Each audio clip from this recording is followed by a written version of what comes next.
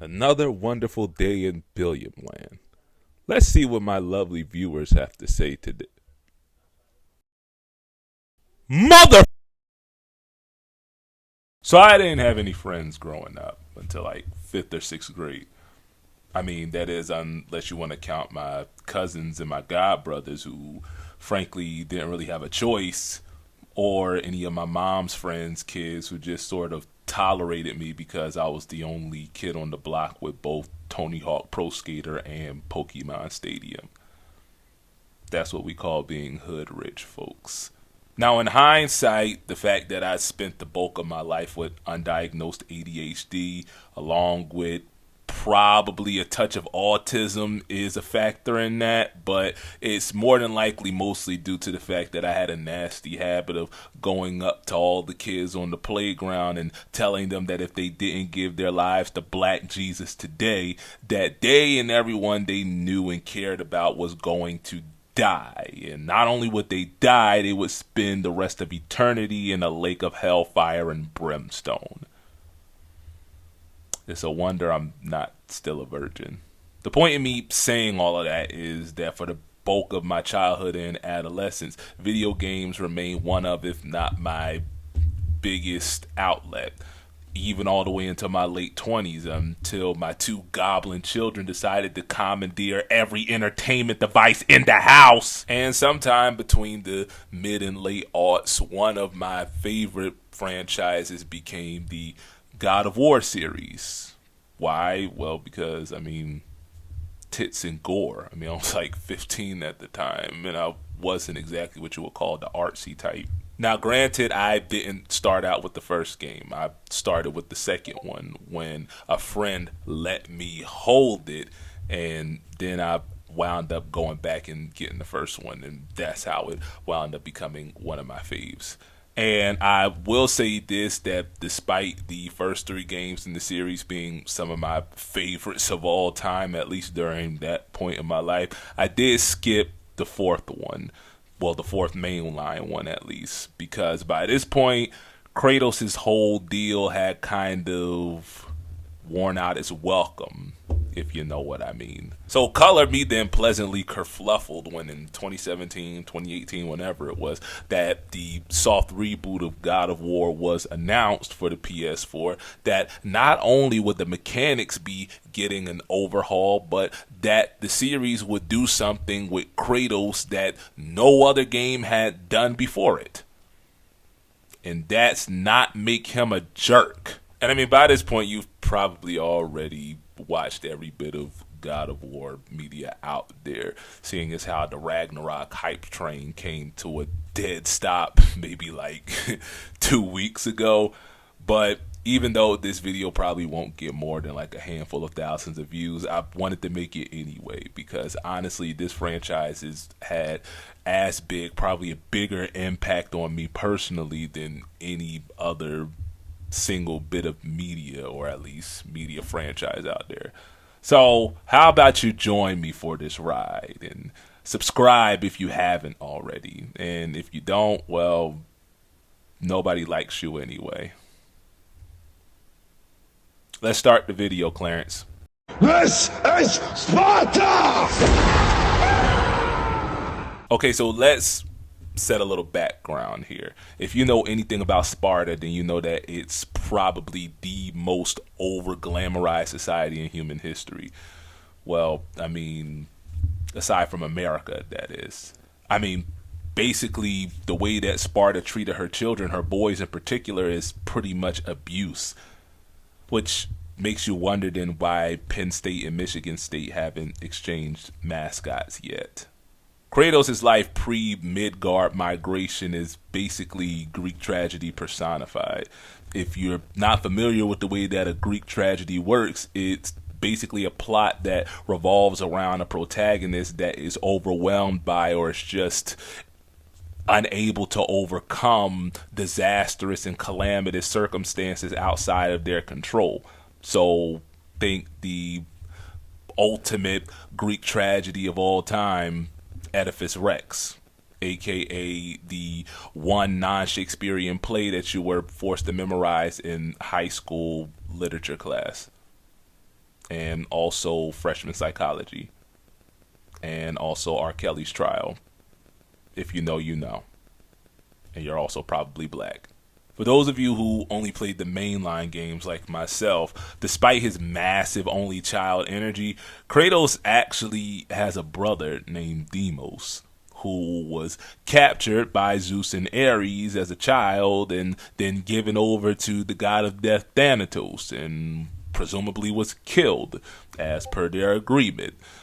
The reason this was because around this time, Zeus had become privy to a prophecy that said that a marked warrior would be the demise of Olympus and all of the gods who lived there. And due to his auspicious birthmark, everybody just assumed that the prophecy was talking about Deimos, including Kratos, who wound up getting that Mike Tyson worthy face tat of his that has become emblematic of him. So in between that time and the start of the first game, Kratos ascends the Spartan corporate ladder to become the youngest commander of the hoplite host in history.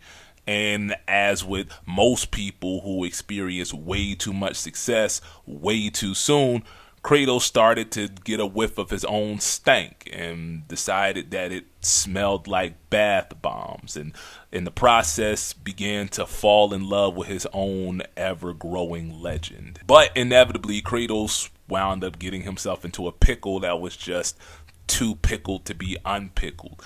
So just like those of you who woke up in a holding cell one morning wearing nothing but coochie cutters and clown makeup, Kratos made a pact with the gods, Ares specifically, saying that he would pledge his life to the god of war so long as he got him out of this precarious predicament. Also, by the way, Everclear is the devil's sputum. Or at least that's what I've been told. I wouldn't know. I've never drank anything stronger than iced tea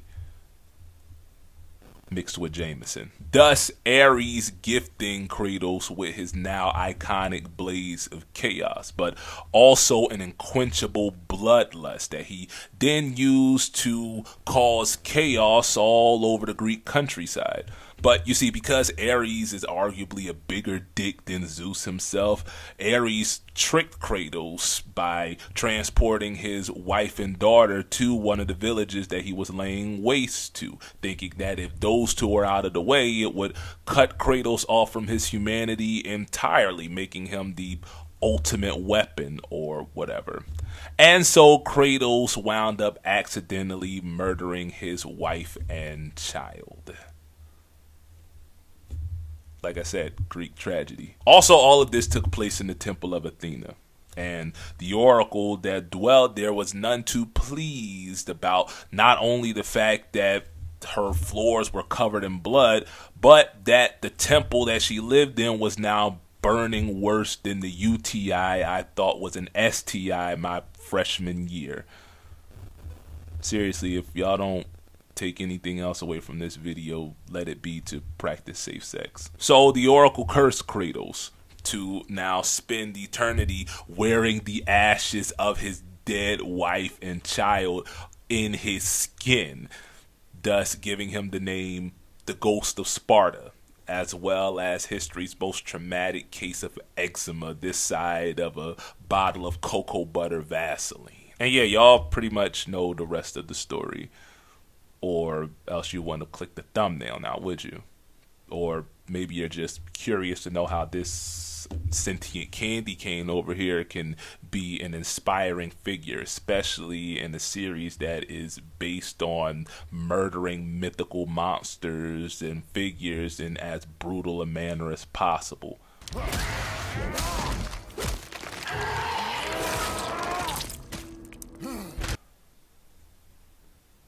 This is high art, folks. Well, it's because if you have followed Kratos' arc all the way back to his first fight with the Hydra to his days in the halls of Valhalla, then you will know just how dramatically his character has shifted over the decades now. See, in the old days, Kratos was objectively speaking an asshole.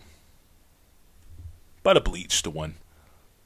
and still somehow just as stanky. And honestly, back in the mid to late aughts, we weren't really asking for much more from him. I mean, God of War games, for me at least, were always something of a cathartic experience, a way for me to exercise my inner id onto whatever poor, unwitting creature so happened to cross my path and still be able to sleep soundly at night.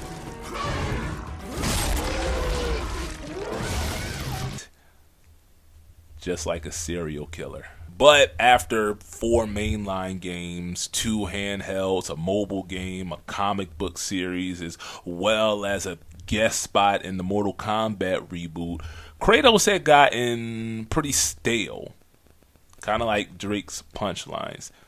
And we all kind of collectively realized that, Kratos was actually kind of a dick. And no, not the kind that you flake on club night with your homegirls for to go to his house and watch a 2-hour-long BHI documentary that you actually sit there and write notes for because God knows you don't understand what's going on, but you want to prove that you paid attention. But the kind that when you see it, you realize that maybe you should have just went ahead and gone clubbing and sprung for that Rose toy that everybody is talking about on Twitter. And for the record, no, I've never had that issue. Quite the opposite, actually. My point is, if the God of War IP was going to continue into the PS5 era, then Kratos was going to have to undergo an extreme makeover character edition. And what better way to do that than to give him a child to project all of his inner insecurities and fears onto? Sarcasm. But jokes aside, I am glad that they did give Kratos a second chance at dadhood in these games, because if we're going to keep it a buck, Calliope in the Greek games was pretty much just a worse version of Joel's daughter in The Last of Us, whose name I didn't even bother looking up because she's basically just a living plot MacGuffin, or was, because she's dead. But more importantly, because we get to see Kratos develop as a parent real time, and in the process we get to see both his character and his arc go to places that frankly few of us ever really saw coming back in the old days of Delphi. See, I knew really when I started this channel that eventually I was going to get around to doing a God of War video, and like I said earlier, I probably would have been better served to have done this a few weeks ago, but I mean, it is what it is at this point. And the reason why I always knew I was going to come to this IP at some point is because frankly I see a lot of myself in Kratos, for very obvious reasons. When the soft reboot of God of War came out, it was the same year that my son was born. And I'm going to be real with y'all, until I got married, I never really saw myself having kids. And that's because until I got married, I really did not think that I was equipped to have children. I mean, obviously, I'm equipped to some degree, or else we wouldn't be in this mess now. But just give me a moment to elaborate. Now, I know a lot of y'all are going to say, oh, pshaw, Billiam. Nobody is prepared to be a parent. And my retort to that would be, that actually sounds like something that Future would have printed on a t-shirt. But also shut up and let me explain for a second. When I was circumcised, Daddy wasn't there. What any of y'all who have paid attention to this channel for any extended period of time may have noticed is that I spend a great deal of time talking about my family, my mom and my grandparents in particular. But what you've probably also noticed is that I don't spend a whole lot of time talking about my dad, and when I do, it's not exactly glowing. And the reason that is because my relationship with my father ever since I hit double-digit years has vacillated anywhere between estranged and more strained than a constipated bowel movement. And the reason this is because he's had a nasty habit since that time of not always necessarily disappearing altogether, but more often than not sort of taking his hand off the wheel, so to speak, when the heat in the kitchen got a little too hot for him to handle. And yet still somehow finding a way to show up at the biggest moments in my life, if for no other reason than to pat himself on the back for how fantastic a job he believed that he had done. So, yeah, still a better father than Future is what I'm saying. Now, admittedly, I am being a little bit harsh on my dad for comedic effect, but honestly, not by that much. Basically, the bulk of my childhood trauma was caused either directly or indirectly by him in some way, shape, or form. And thus, my greatest fear in being a father was always that I would become my own.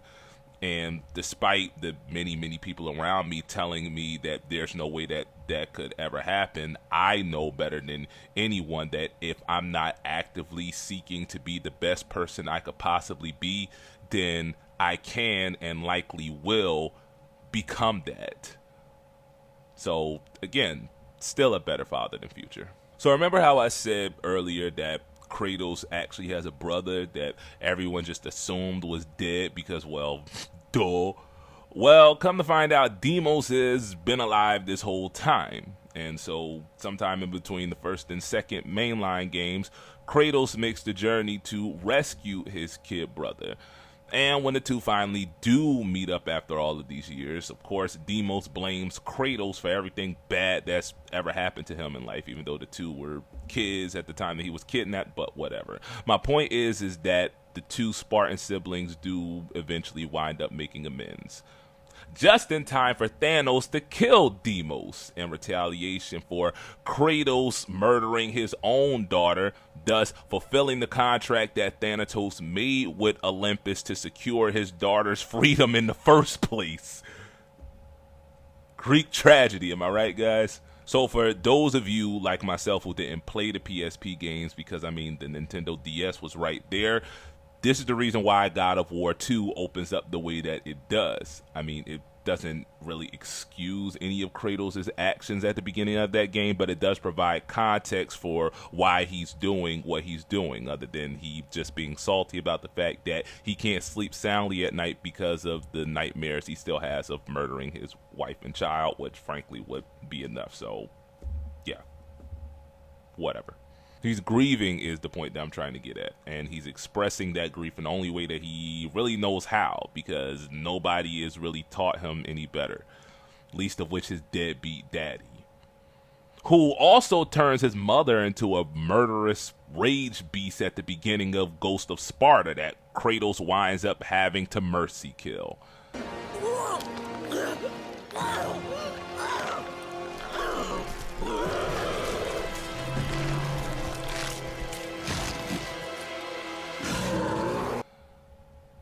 I think we finally found a worse father than Future, folks. Barely. In an earlier video, I said that growing up, I got into a lot of fights as a child, and that's partly because where I grew up, that's just what it was. But a big part of that was also because I had a lot of unresolved trauma that I didn't really know how to process. So my process was to process it all over somebody else's face. In the last video, I said that my first real grief-worthy loss was of my grandfather when I was 10 years old. But the part that I didn't get at was that I wasn't really allowed to process that loss. I mean, my mom's answer was just to pray about it, and I mean, I can't really blame her for that, because that was and still is her answer for basically everything, for reasons that I'll get to later.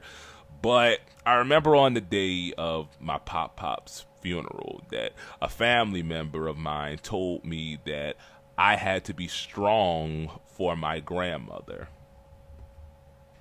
my 60-something-year-old grandmother. I was 10. Like, think about that for a second. I hadn't even grown my first scrote hair at this point, and you're telling me that I'm expected to be the emotional rock for somebody who's literally 6 times my age? Like, that makes about as much sense as Elon's business model for Twitter. But hey, I guess dropping $8 for a blue check mark makes more sense than dropping 100 racks on basically the grown-up equivalent of a soapbox derby car. And yet, somehow that comparison still seems too generous for was basically a motorized chew toy. A Maryland woman had a run-in with a pit bull that led to her Tesla getting damaged. If I don't accomplish anything else with this channel, I hope that it's to hurt Elon's feelings enough that he'll buy YouTube for no other reason than to strike this channel down, and then all of the Musk munches will line up in single file to floss their teeth with his pubic hairs and talk about how much of a genius he is right before he basically turns this site into Daily Motion. I swear to God, I will die the happiest man to have ever lived. So I was a very violent child growing up, is what I say all of that to say. So much so that it basically every summer camp and after school program in school that I attended between the ages of 10 and 14, I developed a reputation for being something of a problem kid. The only reason why I wasn't lumped in with the rest of the problem kids is because I've basically been a sentient knowledge sponge for the entirety of my life. So that gave the white folks something to work with. Also, I got really heavy into porn during this period, thanks in large part to the stacks of King magazines and West Coast production DVDs that my dad kept hidden in his bedroom closet on the weekends when he was off somewhere in search of the elusive side hoe equation. Somehow, after all these years, he still hasn't found it. What I'm saying is, sex and violence basically became my two primary releases by the time I was 14, even if I didn't realize it. Especially after another family tragedy that I've made allusions to in the past, and I may or may not talk about in the future, depending on how comfortable I am talking about it. And this is why, despite me never playing a snap of organized football in my life, once I was able to run 10 yards without requiring intubation afterwards, I took to the sport like Musk marks do to dick eating. Again, you'll know them by their check marks. So again, taking all of that context into consideration, I can very much empathize with OG Goatee over here, especially when we see in the second and third games how much of Zeus's behavior toward his son is dictated by his immense small dick energy, and that's an oxymoron if I've ever heard one. So at this point, we know that basically all of Zeus's actions throughout the series is based on his crippling fear of patricide. But echoing a sentiment of Kratos's during the Norse games and trying to avoid prophecy, all Zeus did was make it happen faster. So how does any of this relate to me? Well, those of y'all who watched the Kendrick Lamar video know that I've been an ordained minister since I was 27. Yeah, I know the standard has dropped tremendously. You don't have to tell me twice. Let's just move on, and how about y'all listen to the story? The part that I didn't tell you guys is that was actually supposed to happen nearly a decade earlier, but didn't, because despite me being compelled to ministry after having what I can only describe as a Damascus Road experience, I put off the mantle for as long as I possibly could, because I was knee deep into my post-heartbreak hoe phase at this point, and there was no way I was going to give that up for 15 minutes on a soapbox every other youth Sunday. So I spent like the next half decade waffling anywhere between holiness and whoredom until I found someone who was equal parts just as saved and sexually depraved as I was, and decided to put a ring on it before anyone else found out that she's just as nasty IRL as she is in the DMs.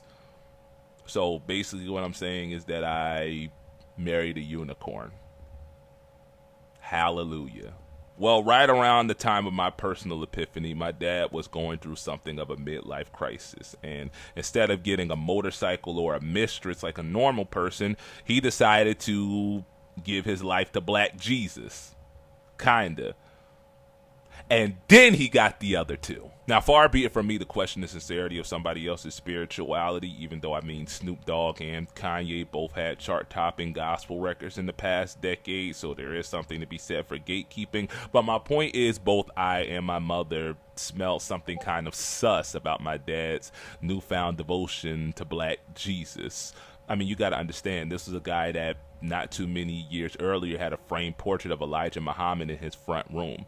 You know, the one that all of your fake Hotep family members went out and got after seeing Malcolm X for the first time despite the fact that the movie kind of implied pretty heavily that the NOI had something to do with Malcolm's demise, if not orchestrated it entirely. So much for media literacy. My point is, both she and I knew that my dad was never really going to be satisfied with salvation alone. And lo and behold, that's not really what he was after in the first place. No, what he wanted was validation. And because the black church has a very nasty habit of just throwing out titles to every swinging schlong in sight just to make sure that they stay on site, he figured that the best way for him to seek the validation that he craved was through the deaconship. Now, like I said, in black church culture, we have a very bad habit of just bestowing titles on any man, able-bodied or not, once that man has shown enough dedication to the church, or at least a leader of it, to the point that they basically sacrifice their autonomy to it or them. And that's honestly a whole other video for a whole other time that I don't feel like writing right now because y'all are not going to watch it anyway. So moving right along. So because my dad knew that he didn't have a natural body's chance on Instagram of becoming a licensed exhorting minister, he settled on the deaconhood. And even though he never really vocalized his desire, I mean, we all knew it. Like, I remember going to his house one day and seeing a stack of books that were basically the How to Be a Deacon for Dummies starter pack, right next to the King magazines. So I remember how I said that I waited until like 2 years into my marriage to become a licensed minister. Well, the reason I was able to get away with that is because back in ye olden days, before the dawn of the Cash App prophet, in denominations like Pentecostalism that historically placed little, if any, significance on formal theological training, the route to becoming a licensed minister started out with you being a deacon. The logic being, why should you pick up a microphone if you can't pick up a broom? The microphone smells like spit and chicken grease, by the way. So I was ordained a deacon in the Lord's church at the age of 18 or 19. I'm not quite sure when, honestly. And as you would expect, the vast majority of my family, both immediate and church family, met this news with varying degrees of excitement and encouragement.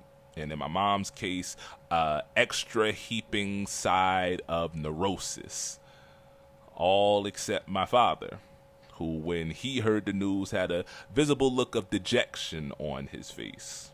And as heartbreaking as that was, this story honestly wouldn't be worth telling if it didn't get worse.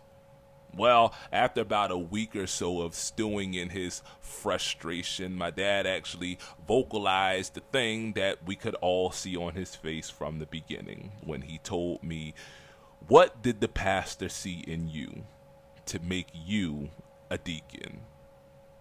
Now, I mean, I had the answer. This was something that my pastor had talked about weeks beforehand. Again, like I said earlier, it was never really intended for me to remain a deacon, but I was too busy focused on pushing up on P guilt-free to actually jump in full throttle. So there you have that.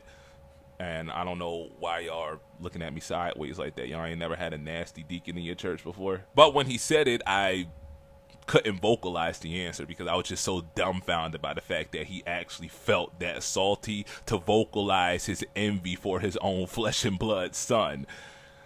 Like, honestly, I was gobsmacked. It was like seeing a pair of bare breastises for the first time, but just not nearly as titillating. That was a pun.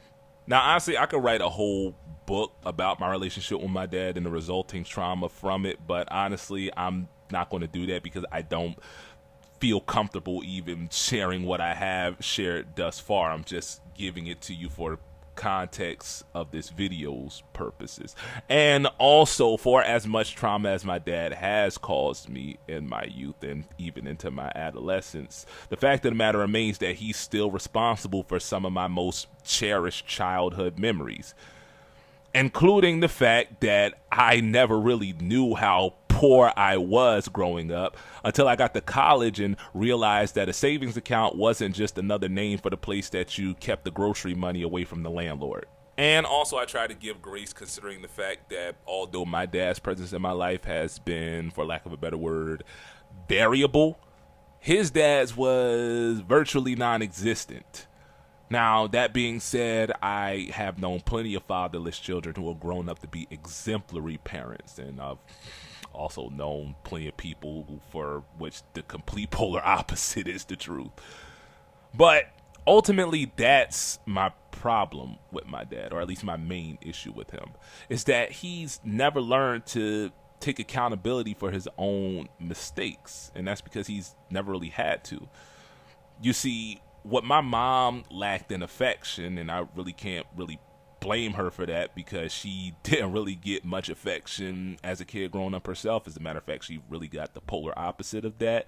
She more than made up for in life lessons, the chief of which being to own my mistakes and to not make excuses for them, but to make them make me a better person. Do not be sorry.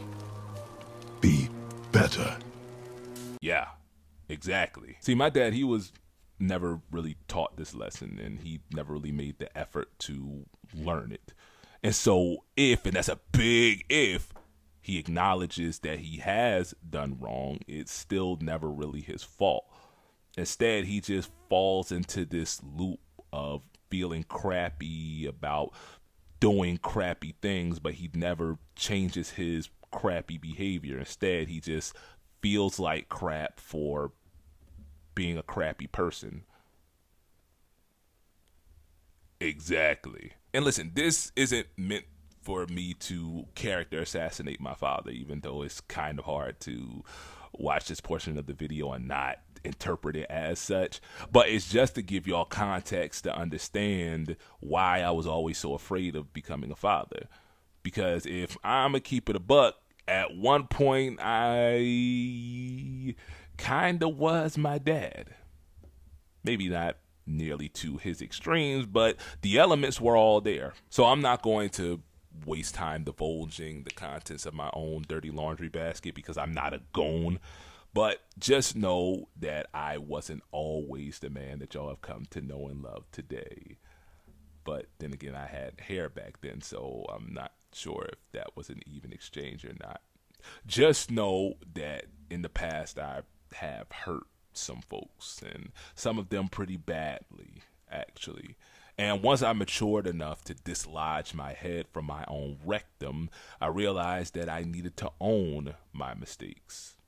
And in the process, I even went about asking forgiveness for some of them folks.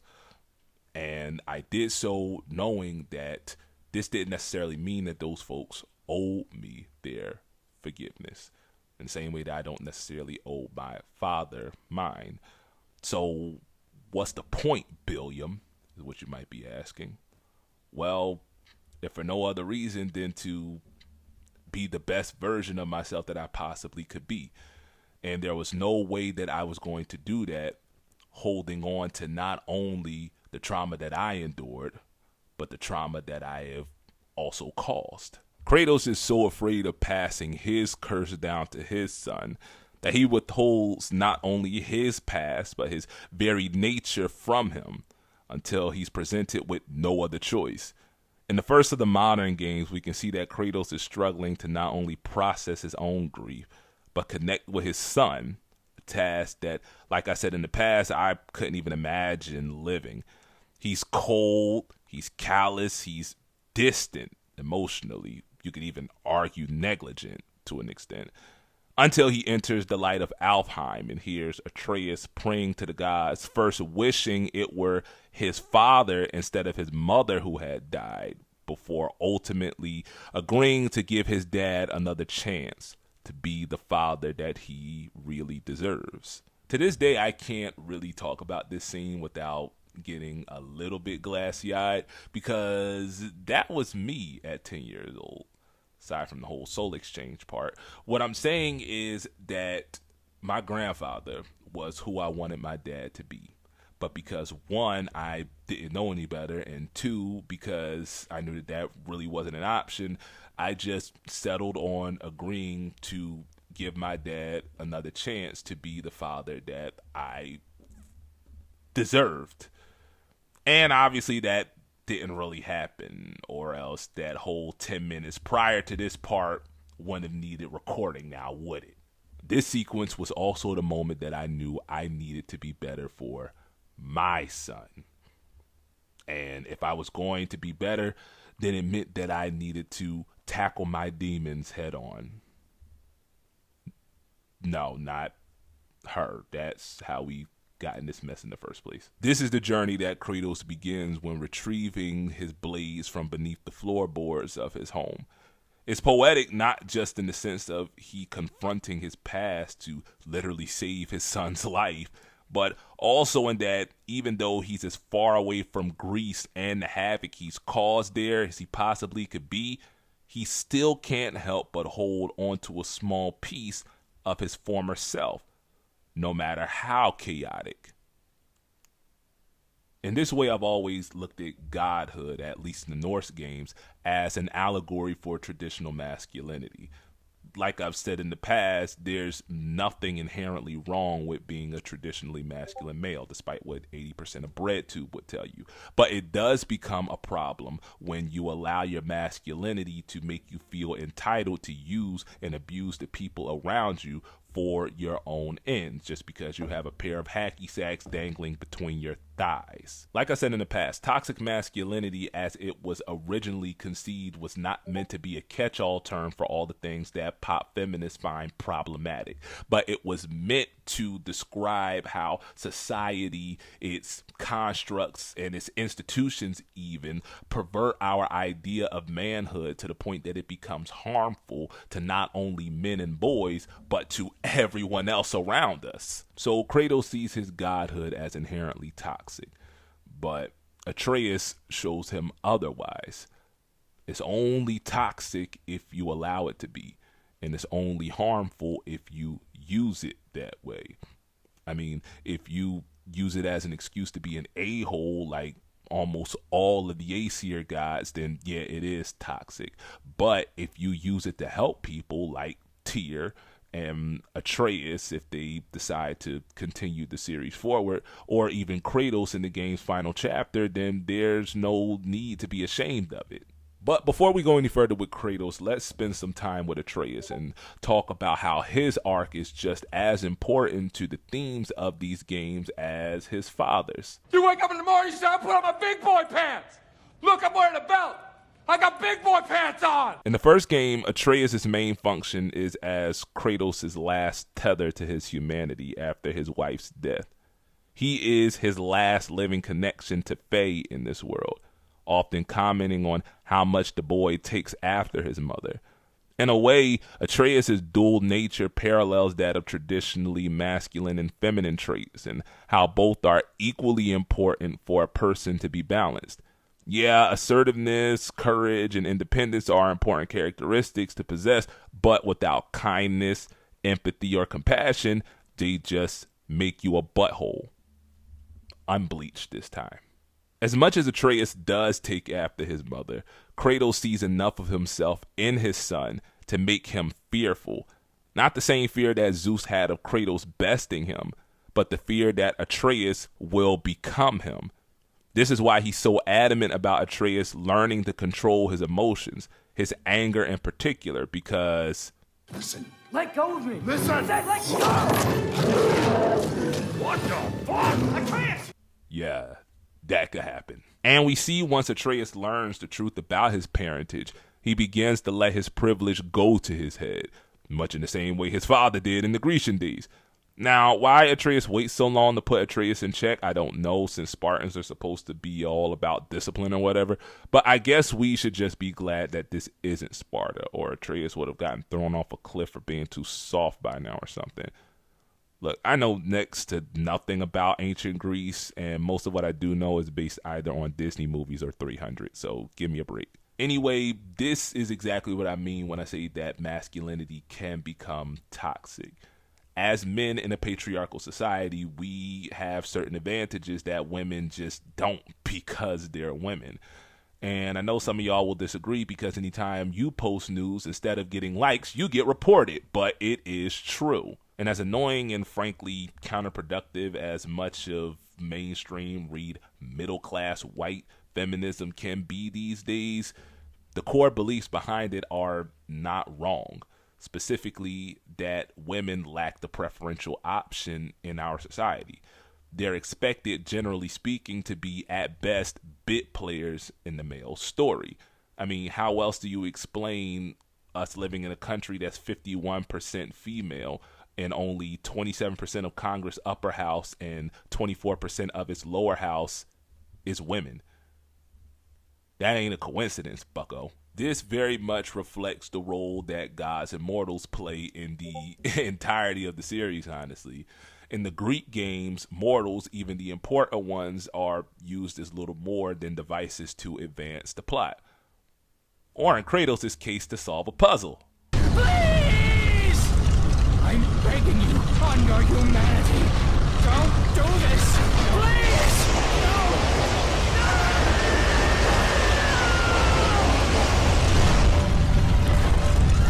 In the Norse games, the Aesir gods view mortals with varying degrees of contempt, apathy, or some combination of the two.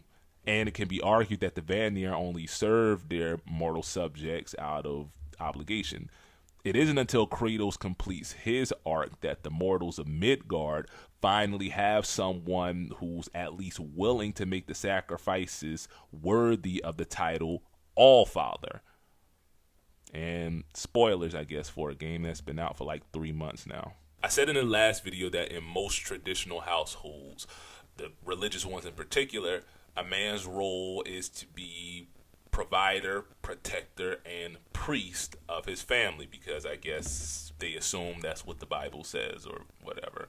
The problem in that is that too many people assume that that means so long as you maintain a paycheck and a penis, it gives you autonomous rule over your house. And no, that's not how that works, because the Bible actually says that. Rather, the role of a man, biblically speaking, of course, is to set up everything and everyone, his children in particular, for success, even in his absence. And I mean, you can choose to agree or disagree with whether that should be the role of a man in his family or not. But my point is, that's basically the crux of Kratos' arc in Ragnarok. Whether it does happen the way that prophecy foretells or not, Kratos knows that a time is going to come when he is no longer there to protect his son. And therefore, he needs to know that in the event that he isn't there by his side, that Atreus can still not only survive, but thrive. All of that being said, there is still a part of Kratos that fears what he may become if and when Atreus does finally leave him. And so here, folks, is the central conflict between the two. Atreus' desperate pursuit of his own identity against Kratos' equally desperate attempts to hold on to his own. I mean, that's pretty much the reason why I do these videos. It's not for the underground bread tube notoriety. It's not for the 2 gas tanks worth of ad revenue and Patreon dollars I get every month. But it's so at some point when my kids are actually old enough to watch these videos, that they'll look at it and they'll be proud of what their father created. So again, the idea of them not only leaving me, but going clear across the globe to find themselves is a reality that I don't want to, but I have to anticipate. And this, folks, is why I spend so much time, energy, and effort into my marriage. Because once the kids leave, there's still got to be a reason for me and my wife to stay together. I mean, aside from sex and taxes. Okay, maybe that is good enough after all. So imagine being Kratos then, and you've already lost your wife, and now the last thing in this world in which you find purpose is desperately trying to break away from you in order to find his own. I see why Kratos has become the world's most murderous helicopter parent. That being said, though, by holding on so tightly, he's robbing Atreus of his own agency and thus driving him further away. Atreus is old enough at this point to be considered a full-fledged adult in some cultures and of consenting age to most Republican legislators and alpha male podcasters. I mean, he's old enough to make his own mistakes and learn from them, something he spends a good deal of the game doing. Like, one of my favorite points in this game is when Atreus rightfully points out how hypocritical it is for Kratos to demand nothing less than full transparency from him when both he and Faye have literally been hiding Atreus's actual nature from him for basically his whole life at this point. And I mean, he doesn't have to be such a little prick about it, but the principle still remains the same. See, our problem as humans is that we assume that by withholding knowledge, we're doing the people we love a favor. We assume we're protecting them from harm, from grief, stress, or whatever else. But what we fail to consider is by doing so, we are robbing that person of agency. We're not giving them a choice to process that information in whatever way they choose. We see in the first game how Kratos depriving his son of knowing his true nature literally makes the boy sick to death. And it isn't until he's given no other option that Kratos finally comes clean about who, or rather what he is, even if not squeakily so. And I mean, let's not sit here and pretend like we haven't all done it before. For the parents in the audience, how many lies have you told your kids about where babies come from? Not nearly enough to keep up with YB and Nick Cannon, that's for sure. And I mean, how many times have you heard a parent or at least an elder say to a child, because I said so? And not always, but I would like to assume that most of the time, at least when we do say that, we're doing so because we assume that it's in the child's best interest. But even before I had kids of my own, I realized that the because I said so explanation is as good as I did my research coming from a Twitter user.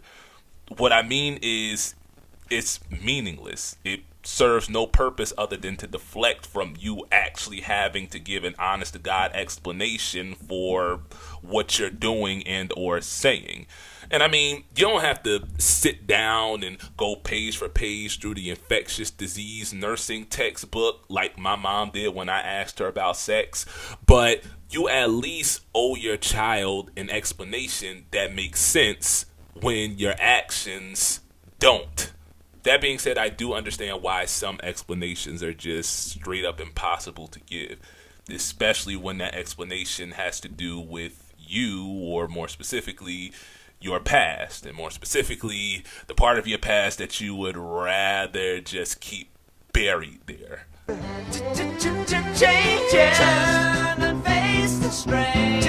So y'all know how in like every other video I keep bringing up the fact that I'm basically a lifelong pew baby? Like, y'all really don't understand what I mean by that. Like, I was in church like 5 or 6 nights out of the week and all day, literally from like 10 o'clock till 10 o'clock at night on a Sunday.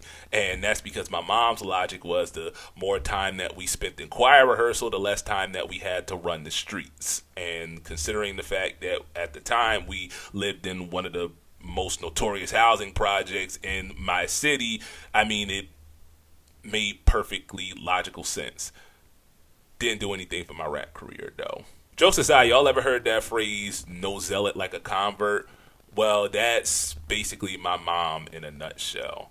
This isn't to say that she never went to church as a kid, but my grandmother, God rest the dead and whatever, was at best a CEO saint. That's Christmas and Easter only for the non-church speakers in the audience. So she wasn't instilled with the same fear of God that I, my sister, and to a decidedly lesser extent my kid brother were growing up. So y'all ever seen the movie Set It Off?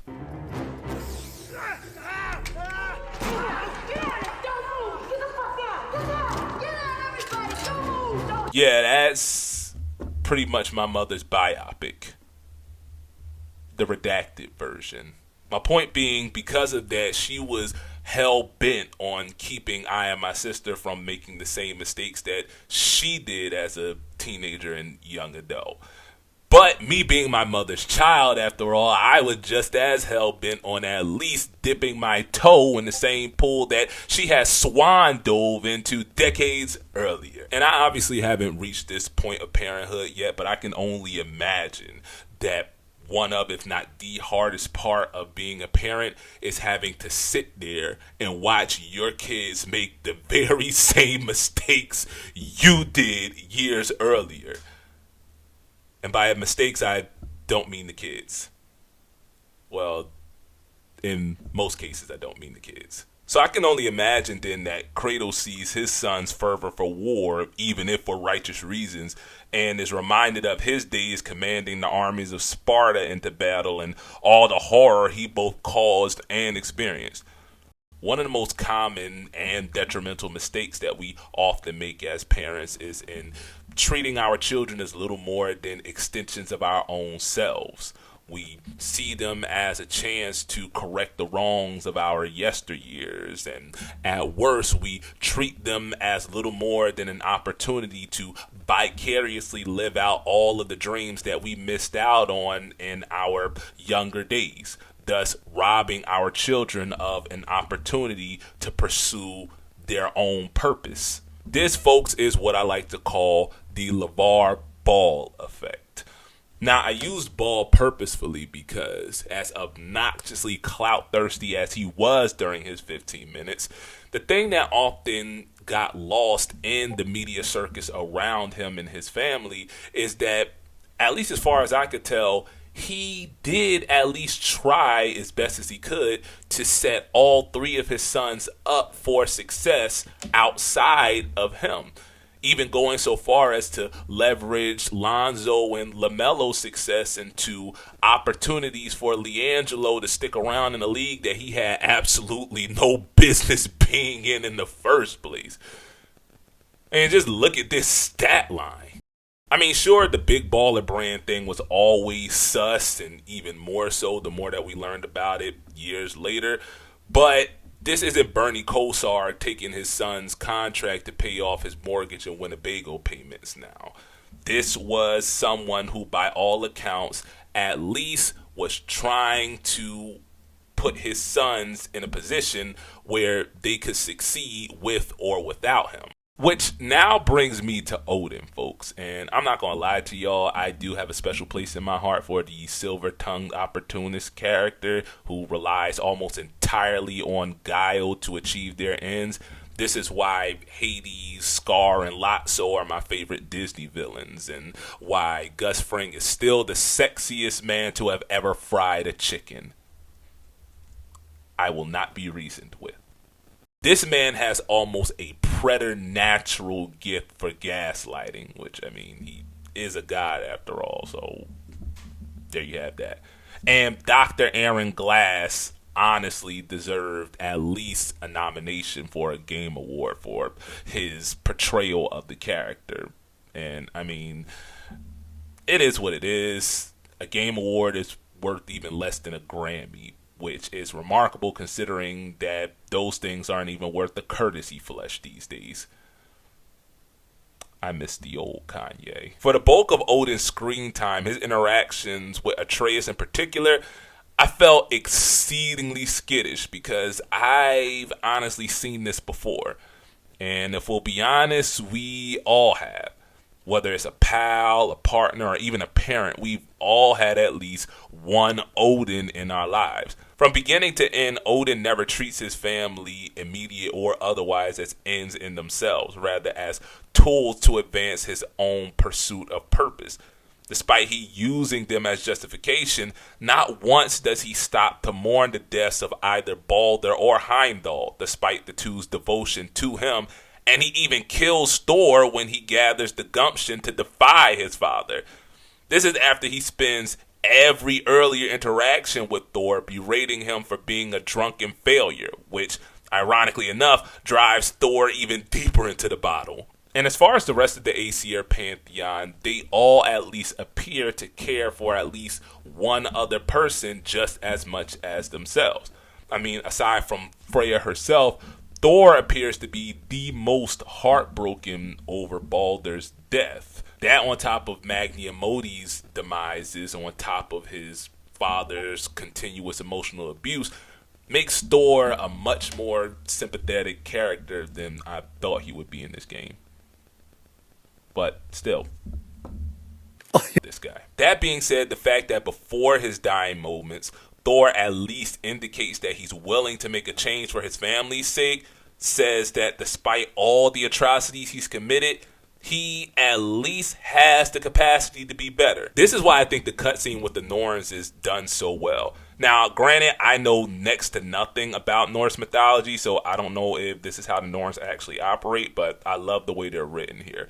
For y'all who either won't play the game or don't care about spoilers, the Norns are this realm's equivalent of the Fates from God of War 2. But the difference here is that the Norns don't control or even know the future technically. All they do is make extremely educated guesses about the future based on a person's past. And because people are so utterly predictable, their predictions are basically as good as prophecy. Now, that being said, even they admit that nothing is set in stone. Still, rarely do people ever make the changes necessary to change their fate as far as they're concerned. And despite having this lesson spoon-fed to him by Mimir, Kratos still struggles to change his ways, even commenting to Atreus that he can feel himself regressing into his old self. I have been falling back into my old ways.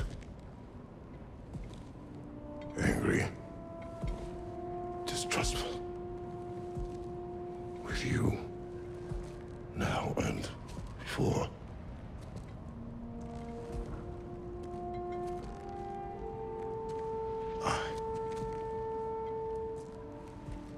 I chased you away. Because changing, as good as it sounds to do that, is a lot easier said than done. I mean, just ask Drake. He's been floundering desperately for the past 10 years to do that with his sound. See, I don't know what it is about having kids, but it's something that for a lot of us compels us to try and to get our acts together. And for as much shade as I've given my father in this video, and deservedly so, by the way, I can't sit here and act like he didn't at least try to make the changes necessary to be the father that I would need. But you see, the difference between he and I is that when the going got tough, I didn't stop. I just kept on going. And the reason is because I knew that my kids deserved better than what I got growing up. And if they were going to get better, then I needed to be better. So again, I had to confront the ugliest parts of myself, if for no other reason than to ensure that I would not pass that down to my children. I also had to own my mistakes, one, to learn from them, and also to avoid making them again, just in a much more detrimental fashion. But perhaps most importantly, I had to constantly remind myself that my past doesn't get to decide who I am, much less who I can be. Only I get to do that. Damn, that was good. That was good, wasn't it? Still, it doesn't make confronting your former self any less harrowing. I mean, look at Kratos. He basically defies the laws of mythology and travels to an entirely new cosmology just to escape his sins. And yet and still, there's a part of him that just keeps coming back to haunt him so long as he refuses to confront it head on. And no, that wasn't a metaphor. Like, he literally says he tried chucking the blades before and they just keep coming back. Like that UTI I mentioned earlier. Now that I think about it, I probably should have gotten a second opinion.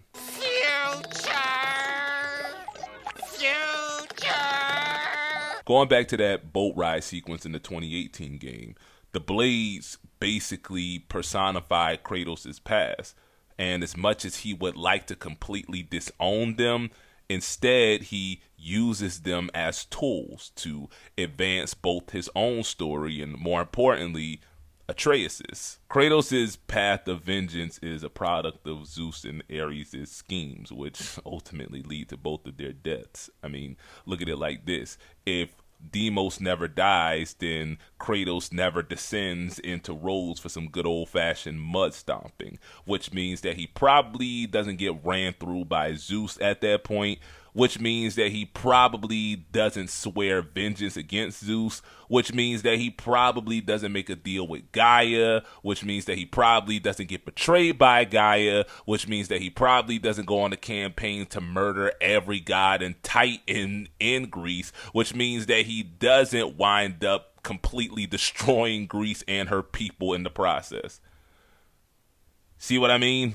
So you ever heard the phrase that the road to hell is paved with good intentions? Man, I'm just using all the old-timey aphorisms today. Granddaddy would be proud.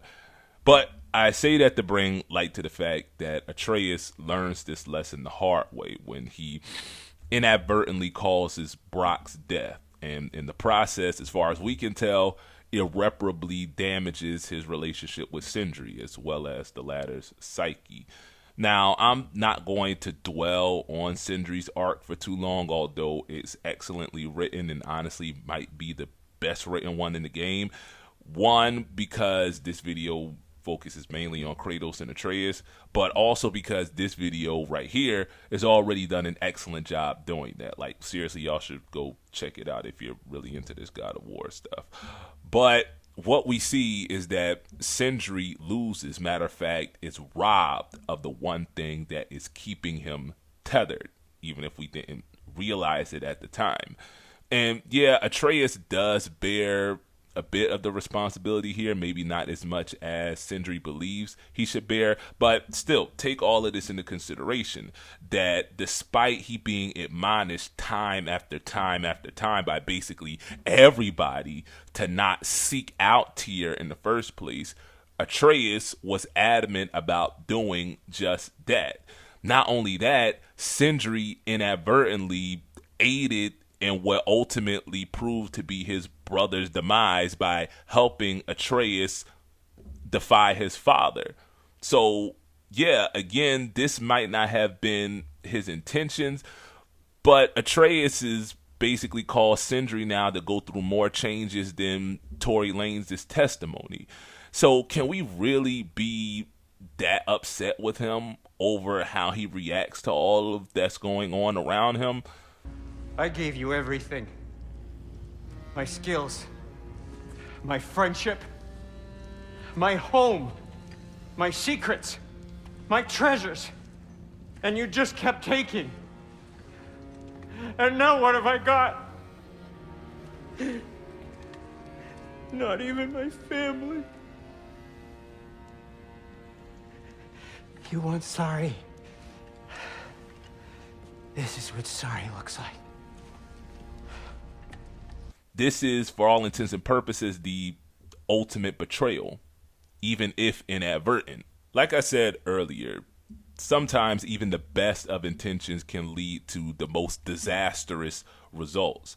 I mean, there was basically no way anyone could have foreseen what happened happening, but the fact of the matter is it did happen.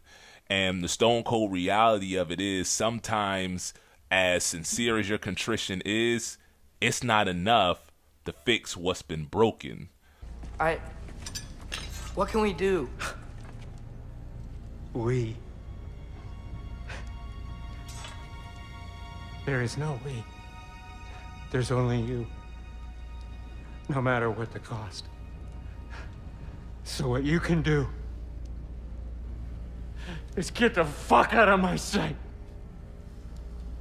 There comes a point where those wounds just go too deep. And if you are the wounder, you got to learn how to hold the L, learn from it, and do as best as you possibly can to not create that wound again. See, part of our problem sometimes is that we get so laser focused on our intentions that we almost completely disregard the outcome. Kind of like when we indiscriminately vote Democrat, but whatever.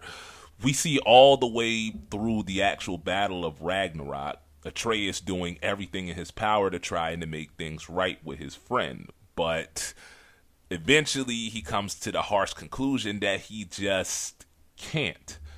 At least according to Sindri, the one person in this scenario who actually matters when it comes to making such a decision.